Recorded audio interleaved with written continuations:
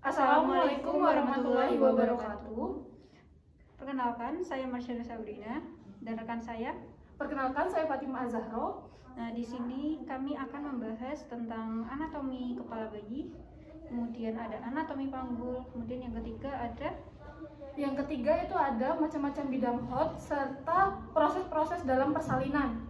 Benar. Baik, lalu langsung saja menuju ke pembahasan yang pertama, yaitu terkait dengan macam-macam bidang hot. Bidang hot sendiri itu ada 4 jenis. Nah, bidang hot yang pertama yaitu sejajar dengan pintu atas panggul. Nah, untuk pintu atas panggul itu dibatasi oleh promotorium, lalu ada 2 sayap sakrum, kemudian ada linea illuminata, lalu ada ramus superior os pubis, dan yang terakhir itu ada tepi atas simfisis. Kemudian kita lanjut ke HUT kedua, di mana HUT kedua itu tuh sejajar dengan PAP dan juga dibatasi dengan tepi bawah simfisis. Nah, untuk yang HUT ketiga itu tuh sejajar dengan PAP, dibatasi dengan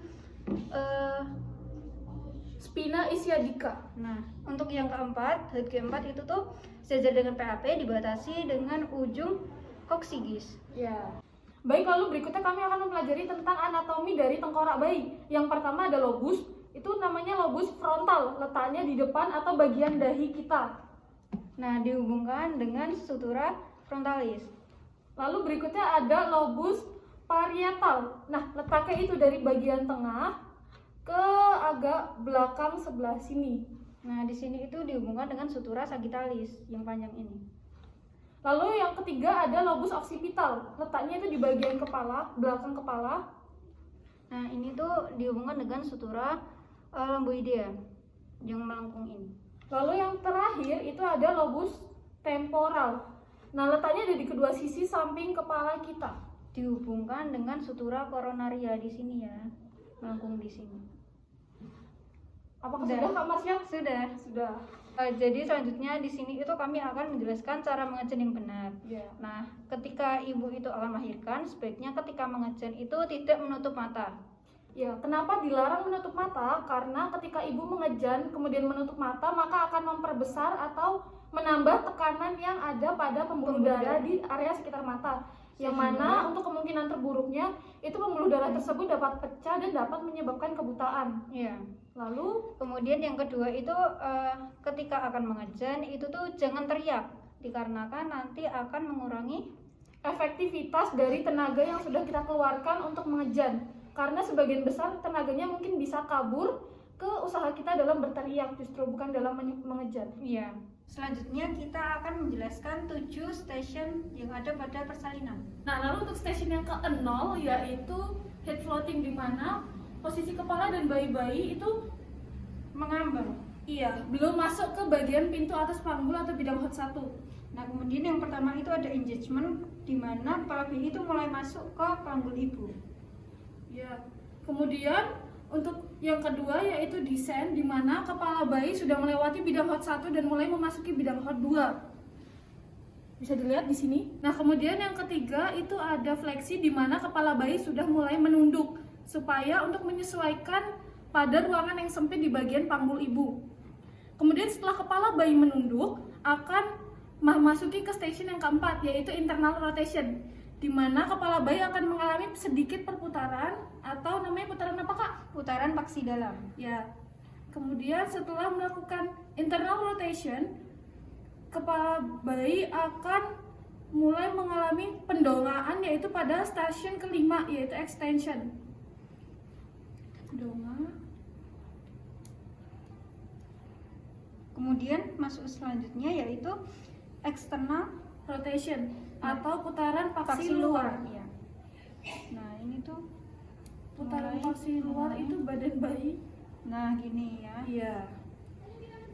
Kemudian setelah external rotation, kita akan masuk ke yang terakhir yaitu expulsion atau pengeluaran bayi.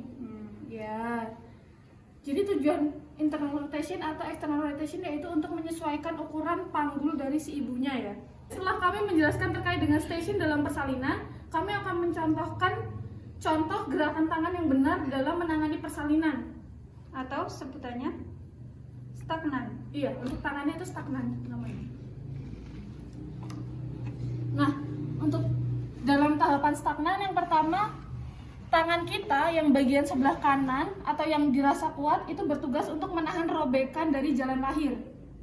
Kemudian tangan yang satunya itu tugasnya untuk menekan agar kepala bayi nanti tidak terbentur ke bagian tulang Ibu. simfisis. Tulang ibu. Iya. Kemudian kepala bayi mulai masuk. Kemudian kepala mulai dilap dengan Ya, ketika kepala bayi sudah mulai keluar, akan langsung dilap menggunakan lap bersih yang biasanya ada di bagian bawah kasur ibu atau di sekitar penolong. Setelah bersih, kita cek lilitannya kita akan mengecek lilitannya. dengan Apakah 2 jari. Iya, apakah bayi mengalami lilitan tali pusat atau tidak? Jika lilitannya itu longgar dan bisa dilonggarkan lagi, maka kita dapat mengeluarkannya melalui dagu bayi. Namun apabila dirasa terlalu kencang, kita akan memotongnya menggunakan 2 klem. iya.